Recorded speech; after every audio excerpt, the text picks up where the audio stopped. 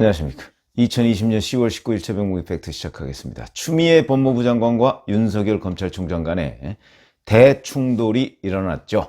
김봉현 전 스타모빌리티 회장이라는 사람이 자필 입장문을 통해서 밝힌 몇 가지 얘기 때문에 그 부분과 관련해서 추미애 법무부 장관 측 법무부가 윤석열 검찰총장의 수사 지휘를 문제 삼아서 어제 사실상 윤석열 총장을 공격하는 그런 입장을 내놨고, 이에 대해서 윤석열 총장도 대검을 통해서 반박하는 얘기를 내놨습니다. 무슨 얘기냐면, 검찰총장이 해당 의혹을 철저히 수사하도록 지시를 했음에도 불구하고 이와 반대되는 법무부의 발표 내용은 전혀 사실에 근거하지 않은 내용이다. 검찰총장에 대한 중상모략과 다름없으며 전혀 납득하기 어렵다. 이렇게 얘기를 했는데, 이게 뭐냐면 지난 16일에 김봉현 전 회장이 자필 입장문을 통해서 밝힌 검사들을 접대했다. 그런데 그 접대한 검사 중에 한 명이 라임 수사팀에 결국 참여를 했다. 뭐 이런 내용하고, 그 다음에 자기가 야권 정치인한테 수억대 로비를 했다. 이렇게 얘기를 했는데 그 부분에 대해서 수사가 이루어지지 않았다. 그리고서 강기정을 잡아주면, 여권 정치인과 강기정을 잡아주면 그러면 뭐 보석으로 재판을 받도록 해주겠다, 이런 게 변호사하고 얘기가 다 됐다고 하더라. 뭐 이런 내용입니다.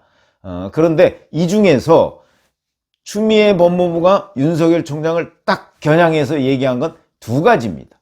그 두 가지의 팩트를 검증해 드리겠습니다. 물론 100% 제가 다 확인했다고는 할 수 없지만, 저희가 그동안에 나온 얘기들, 또 당사자들 반응, 그 다음에 객관적으로 이걸 어떻게 판단해야 될 것인가 하는 부분을 알려드리겠습니다.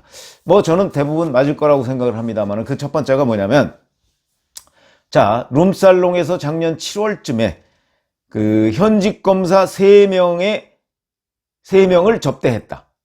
그런데 그 중에 한 명이 실제 라임 수사팀에 들어갔다. 이런 내용입니다. 이게 첫 번째. 두 가지라고 말씀드렸죠. 그 중에 첫 번째가 이건데, 자, 우선 이거는 이제 어떻게 밝혀냈느냐. 그건 자필 입장문에서 처음에 얘기를 했고, 법무부가 감찰을 했는데 김봉현 전 회장만 3번 불러서 만났다는 거 아닙니까? 그러니까 결국 자필 입장문을 확인한 것에 불과합니다. 그 사람이 자필 입장문 냈으니까 그대로 주장을 했겠죠. 그런데 김봉현이라는 사람을 남부지검에서 불러서 철저하게 수사를 하려고 했더니 남부지검 소환에는 응하지 않고 법무부 감찰에는 응했습니다.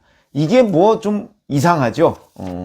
아니, 본인이 이렇게 내가 진술을 했는데 왜 수사 안 하냐라고 얘기를 했다면, 윤석열 총장이 철저하게 수사하라, 그러고서 남부지검에서 소환하면 응해야 되는데 응하지 않고 있고, 오히려 법무부 감찰에만 응했습니다.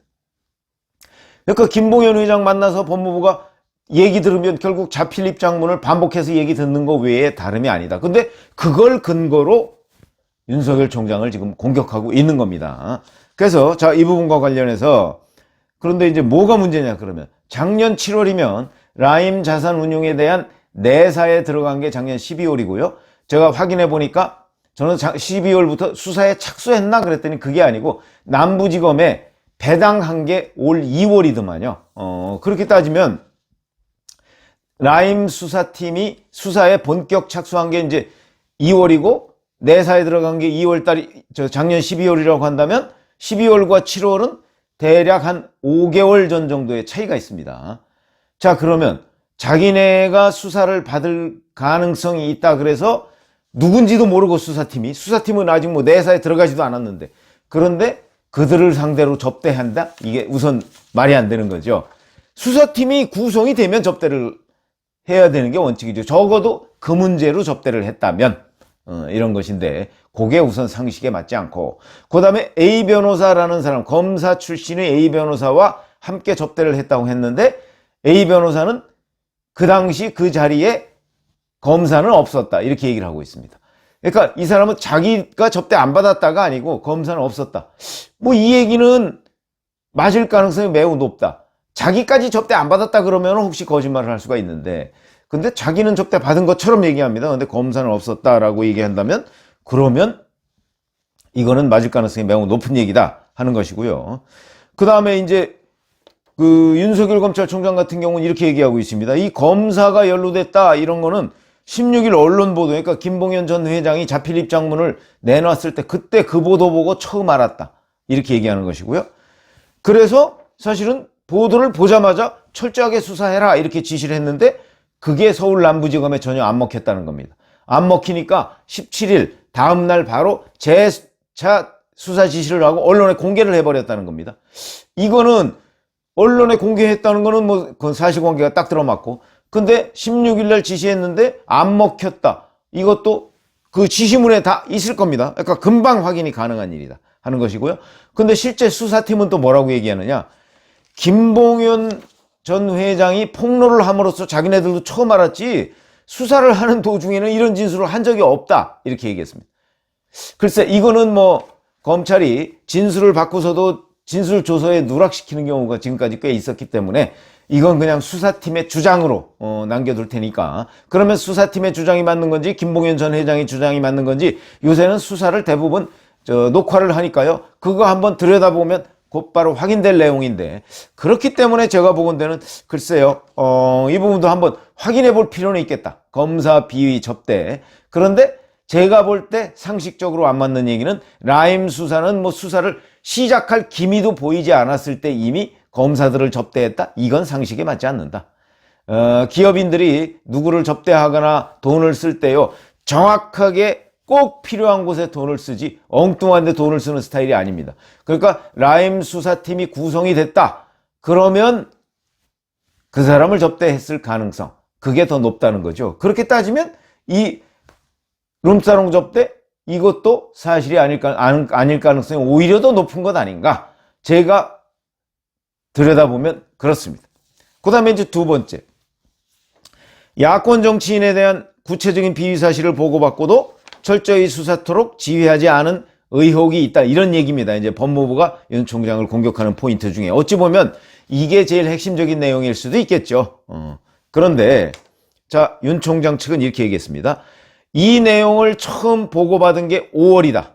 그래서 5월 달에 보고받고 철저 수사를 지시했다. 물론 이 얘기는 최근까지는 강기정 전 정무수석, 그 다음에 야권 정치인에 관해서 신문 보고 처음 알았다 이렇게 얘기를 했는데, 그거는 윤 총장이 확인해 보니까 보고서의 어디 끝부분에 한 줄 들어가 있더라 이런 얘기거든요. 근데 우리 잘 아시지만 이렇게 얘기할 수 있습니다. 수사 전국에 있는 지방검찰청에서 수사 보고가 대검 반부패부에 도달을 하죠. 그때 대개 그냥 기계적으로 철저 수사를 지시합니다. 기계적으로. 그런 점에서 본다면 이걸 수사하지 말라 이렇게 지시하는 경우는 대검 관계자들 얘기에 따르면 거의 없다는 겁니다. 수사하지 말라고 지시하는 게 없죠. 수사를 이렇게 해라 라고 지도하는 것은 있지만 수사하지 말라고 하는 경우는 거의 없다. 그러니까 야권 정치인에게도 돈 줬다, 강기정에게도 돈 줬다 이렇게 얘기하는데 강기정만 수사하라 이렇게 얘기했을 가능성은 없다. 그런 얘기고요. 그러니까 이것도 가능성이 좀 희박한 것 아니냐, 이런 얘기를 하고 있고, 그럼 이제 당시 수사팀은 그럼 뭐라고 얘기하느냐. 우선 야당 정치인에 돈을 줬다, 수억 대의 금품 로비를 했다는 부분은 김봉현 전 회장이 아니고 다른 사람의 증언으로 해서 원래 수사 중인 사건이었다 하는 거고, 그때 수사를 진행하고 있어서 지금까지도 철저하게 수사를 하고 있다. 그리고 계좌 추적도 하고 있다. 이런 얘기입니다. 5월 달에 이런 진술을 받아서 그때부터 지금 10월이니까 뭐 한 5개월째 진행되고 있죠. 계좌 추적은 원래 시간이 좀 걸립니다. 그러니까 그때, 근데 그게 김봉현이 증언한 게 아니고 다른 사람이 수사팀에 와서 진술을 하는 바람에 그 결과를 근거로 계좌 추적도 하고 있고 현재까지 수사 중인데 무슨 수사를 진행하지 않고 있다는 게 말이 되느냐 하는 게 수사팀의 얘기입니다. 그렇다면 이 얘기도 결국 허위고, 이 허위인, 그러니까 김봉현 전 회장의 일방적인 생각을 법무부는 믿고 윤석열 총장의 공격 포인트로 삼았다. 이렇게 얘기할 수밖에 없는 것이죠.